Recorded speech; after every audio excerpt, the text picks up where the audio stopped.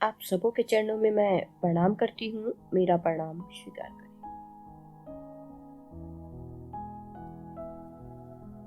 स्वागत है आप सबों का मेरे इस चैनल आत्मानुभूति दिल से दिल तक। और मैं अपने सभी गुरु भाई बहन को दिल से नमन करती हूँ। जैसा कि हम लोग जानते हैं कि हम लोगों के जीवन में आज महादेव को गुरु बनाने का यह सौभाग्य मिला और हम लोगों को यह सौभाग्य हमारे साहब की दया से मिला, हमारी दीदी माँ नीलम आनंद की दया से मिला। हम लोग अपनी दीदी के बारे में जानती हैं, जो हमारी दीदी माँ अपनी साहब के कदम से कदम मिलाकर चली और हमेशा अपने गुरु भाई बहन को अपने बच्चों के जैसा प्यार दी। हम लोग सुने हैं, लवली दीदी भी एक दिन चर्चा में कह रही थी कि साहब हमेशा कहा करते थे कि मेरा गुरु भाई बहन मेरे कलेजे का टुकड़ा है। वो अपने बच्चों से भी बढ़ के अपने गुरु भाई बहन को प्रेम करते हैं। तो आज हम लोग के जीवन में एक महामानव जो कि इस कलयुग में इस धरती पे आम मनुष्य के रूप में आए, लेकिन इस धरती के नियम के साथ चलते हुए उन्होंने अध्यात्म को हम आपके जीवन में उतार दिया। उस महादेव को मेरा आपका अपना होने का, अपना बनाने का यह सौभाग्य दे दिया। हमारे साहब हम आपके जैसे ही मनुष्य हैं, वो भी अपने जीवन के हर पल को जिए हैं और हमारे साहब बचपन से साहब के अंदर चमत्कार सीखने की भावना, मेरे साहब की जीवनी आज सभी गुरु भाई बहन जानते हैं कि मेरे साहब को यहाँ तक सफर तय करने में, शिव को गुरु बनाने तक का सफर जितना कष्टदायक था, ये हम सभी गुरु भाई बहन जानते हैं। और इतनी कठिन परिश्रम के बाद उन्होंने हम आपके जीवन में बिल्कुल यह पुष्प, यह फूल खिला के दे दिए। हमारे साहब कहे ना कि मैंने पापर बेल के सुखा के आपको दे दिया है, आपको केवल छान के खाना है। तो हम लोग को आज हमारे साहब 3 सूत्र के माध्यम से महादेव को अपना गुरु बनाने का सौभाग्य दिए, जिसका उद्देश्य यही है कि मेरे गुरु शिव जगत के एक एक व्यक्ति के गुरु हो जाए। हम सभी गुरु भाई बहन अपने आप में यह संकल्प ले, संकल्पित हो और अपने साहब के उद्देश्य को अपने जीवन में उतारे और हम आप भी साहब के बताए हुए राजमार्ग पे चले, ताकि यह सपना, यह उद्देश्य जल्द से जल्द पूरा हो। आज हमारे सभी गुरु भाई बहन हर क्षेत्रों में महादेव गुरु का कार्य कर रहे हैं, लोगों को शिव गुरु से जोड़ रहे हैं। धन्य है वो गुरु भाई बहन, मैं उन्हें सदा नमन करती हूँ जो मेरे शिव गुरु के कार्य में चल रहे हैं, जो मेरे साहब के उद्देश्य और संकल्प में चल रहे हैं। हमारी दीदी नीलम आनंद माँ, जो सचमुच में एक ममतामयी माँ है, जो हमेशा अपना प्यार अपने गुरु भाई बहन पे लुटाती है। हमारी दीदी यह बात जो कही है कि जो हरिंद्रानंद के संकल्प में साथ चलेगा, मैं उसके साथ छाया बन के रहूंगी और उसके जीवन में आने वाले हर एक कांटे को मैं चुनूंगी। आज हम सभी गुरु भाई बहन यह अनुभूत करते हैं, हमारे आपके जीवन में चाहे जितनी भी कठिनाइयां आती हैं, हम आप हर रास्ते को पार करते हुए आगे बढ़ते जाते हैं। हमारे साहब एक बार कहें कि हम लोग अपने जीवन में कहते हैं कि रोड उबड़ खाबड़ हो तो उसमें सवारी अच्छी करनी चाहिए।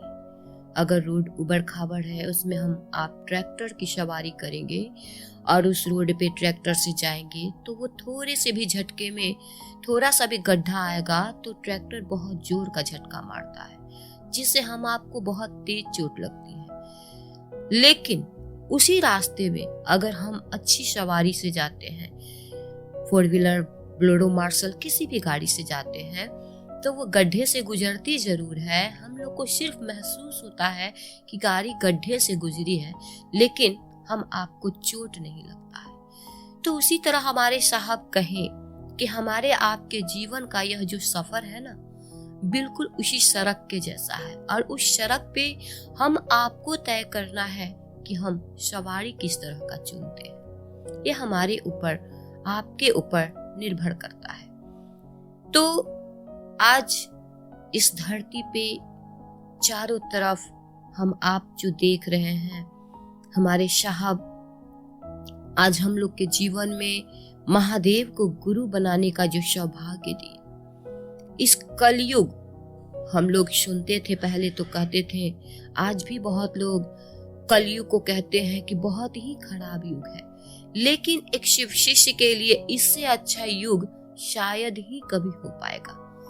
ये युग बहुत ही अच्छा युग है, जिस कलयुग में मेरे साहब श्री हरिंद्रानंद इस धरती पे आए, हमारी दीदी माँ नीलम आनंद इस धरती पे आई, और उन्होंने हम लोगों के जीवन में, जो कि मेरे आपके किस्मत के लकीरों में नहीं लिखा था कि वो महादेव मेरे भी गुरु हो सकते हैं, लेकिन यह तो देन हमारे साहब की है, जिन्होंने हम आपको महादेव को गुरु बनाने का सौभाग्य दे दिया। कहा गया है कि सचमुच में साहब दीदी जो हैं हमारे आपके लिए एक वरदान है। इसलिए हम सभी आज अपने आप को सौभाग्यशाली समझे कि इस कलयुग में जन्म लिए और साहब के सानिध्य में रहे, साहब की वाणी सुने, साहब के दर्शन किए।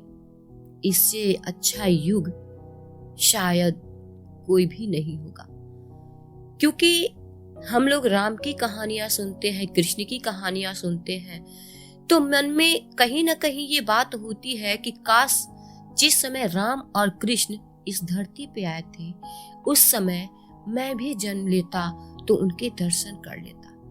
आज ये जो कलयुग में जो दर्शन करने का सौभाग्य हमें आपको साहब दीदी को जो दर्शन हम लोगों ने किया, आने वाले युग में लोग, साहब हमारे कहे ना कि इतिहास के पन्नों में शिव शिष्य का नाम लिखा जाएगा। तो सचमुच में आने वाले युग में लोग महादेव को गुरु बनाएंगे, लोग जानेंगे कि कलयुग में इस धरती पे हरिंद्र नाम के कोई व्यक्ति आए थे, जिन्होंने शिव गुरु को धरती पे उतारा, लेकिन वो चाह के भी उनका दर्शन नहीं कर पाएंगे। लेकिन आज हम सभी कितने बड़े सौभाग्यशाली हैं जो यह सौभाग्य मिला। इसलिए हम लोग आज अपने आप में सचमुच में बहुत बहुत भाग्यशाली हैं जो इतना बड़ा सौभाग्य साहब ने दे दिया। इसलिए हम आप अपने जीवन का हर काम तो करते ही हैं।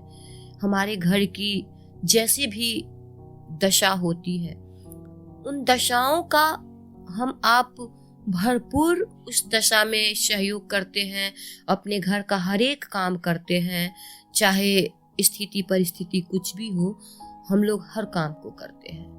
तो आज हम आप अपने जीवन में महादेव को गुरु बनाए हैं, तो अपने जीवन में इस काम को भी हम आप शामिल करें कि महादेव मेरे गुरु हैं और मुझे अपने गुरु का भी काम करना है। तो हम चाहे कहीं भी रहें, उस अवस्था में, उस स्थिति में महादेव की बातें कर सकते हैं, लोगों को अपने गुरु शिव से जोड़ सकते हैं। तो आइए हम सभी मिलकर एक होकर साहब के बताए हुए राजमार्ग पे चलें और शिव शिष्यता का झंडा लेकर पूरे विश्व में लहराने का वादा करें, संकल्प करें अपने साहब के उद्देश्य के साथ, साहब दीदी के सपने के साथ। और फिर मिलते हैं आगे के वीडियो में। तब तक के लिए आप सबों के चरणों में मैं फिर से प्रणाम करती हूँ। मेरा प्रणाम स्वीकार करें।